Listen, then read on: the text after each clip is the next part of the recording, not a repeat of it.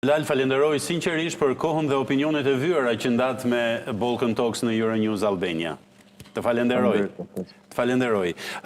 Ben, për ta vazhduar më tej, pasi Xhelali bëri analizën e tij përfundimtare dhe unë pikërisht duke qenë se po i afrohemi fundit, pikërisht këtë doja të Vučić në dy karrige dhe bota serbe.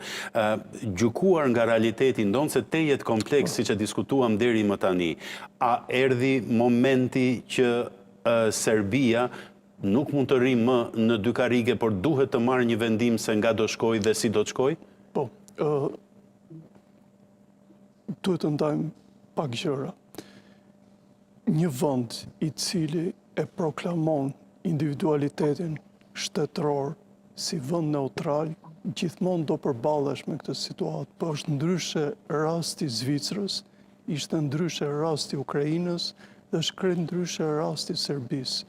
Serbia ka treguar që është vend i cili krijon probleme. Zvicra dihet nuk ka krijuar, pa çka se në luftën e dytë botërore ka problemet e veta që s'është vendi për të theksuar dhe Ukraina gjendet përballë Rusisë. Kur vjen puna për Serbinë, problemi është jashtëzakonisht i ngatruar sepse Serbia me çfarë po shikohet do negociojë në mënyrë të vazhdueshme dhe do penetrojnë në të drejtën ndërkombëtare për të gjetur kleçkat më të mëdha për të zgjidhur problemin e Kosovës.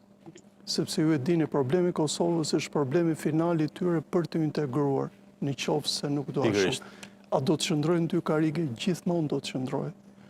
Për arsyen e vetme që një shtet i cili e ka nisur këtë pozicion, ai shtet ka formuar platformën e tij, fizionominë e tij në këtë rast dhe një sistem të tërë. Një sistem të tërë dhe nuk është fare e jashtëzakonshme kur ata gjetën gjuhën bashkë me Indinë dhe Egjiptin që krijuan lëvizjen e angazhuar, nga e cila kanë përfituar dhe Serbia është mësuar të përfitojë duke mbajtur qëndrime të tilla. Dhe po ta keni parë me kujdes, Serbia i ka bërë vazhdimisht një lloj qësëndije Rusisë, që në fakt në skakjerën ndërkombëtare ka folur për Rusinë dhe i ka hapur rrugën Kinës, i ka hapur rrugën Emirateve, i ka hapur rrugën investitorëve të tjerë për interesat e saj.